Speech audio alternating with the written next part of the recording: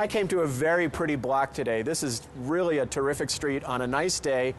Very quiet street. What's interesting is we're only about a quarter of a block from very busy Belmont Avenue.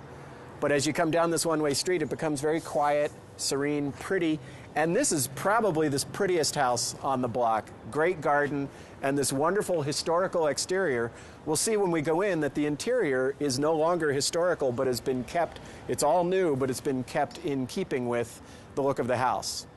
Let's go on in. This is David Smith, who's one of the sellers of the house and also the man who created the interior, right? Created That's exactly, this yeah. I feeling. worked with the architect and the general contractor to do this house. For what, 3 years? Yeah, it was about a 3-year process. So when you bought it, it was a 2-flat? Right, exactly. Not in very good condition? No, terrible shape. Yeah? Yeah. And so what did you have in mind here? It looks like a new house, but it isn't. No, I don't like the disconnect between a historical house and then walking into a very contemporary interior. So the idea was in a narrow house like this to bring in as much light as possible. So we tried to keep it open but still define rooms with soffits and things like that. You know, the genesis of this house actually started with one of these columns, which is structural, so we had to have it there. We made the other column match that, and then the fireplace just fell naturally into place. So the fireplace opens to both sides, so, you know, for guests in the winter or something like that, it's beautiful. You know, drinks in the living room, a fire burning on both sides, eat in the dining room. Works out really nicely. Well, it's nice. You've got the suggestion of the historical rooms. You've also got these suggestions like, as you described, these pillars wrapping the soffit.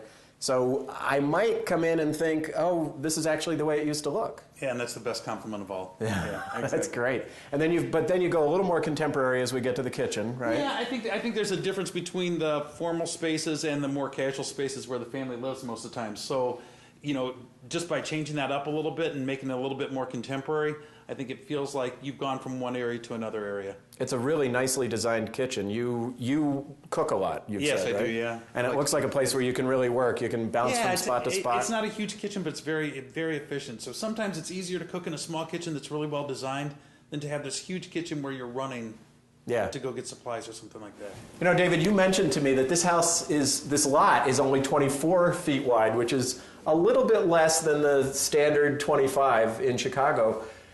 You had to bring in a lot of light, and you did. You brought the skylights here that pour light all the way down, but you've also got a trick that you played here that I think is really clever. Yeah, I mean, you know, this is actually a dormer that was added to the house. We're in the what used to be the attic of the house right now, and so this was a really ugly view, but we wanted light.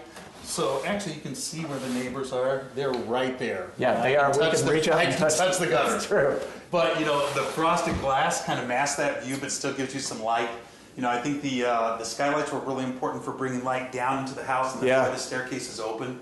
That's terrific. Now, on the way up, we passed a great second floor. We're on our way up, but there are two bedroom suites, really. 2 ensuite bedrooms, yes. Right. The master has its own bathroom, but then the guest bedroom has sort of a walk-through closet to the bath, which is really efficient for guests. Yeah, I like it a lot. I mean, I think the walk-through closet is the most efficient closet that you can have. I mean, somebody getting dressed in the bathroom doesn't have to walk completely across the room to get into a master closet or a big closet. They can just go right next to it and get dressed. Right. Also on that floor, you have where there might have been a third bedroom, you have an open office and morning kitchen. Well, yeah, because the house has 2 staircases, both a front and rear staircase.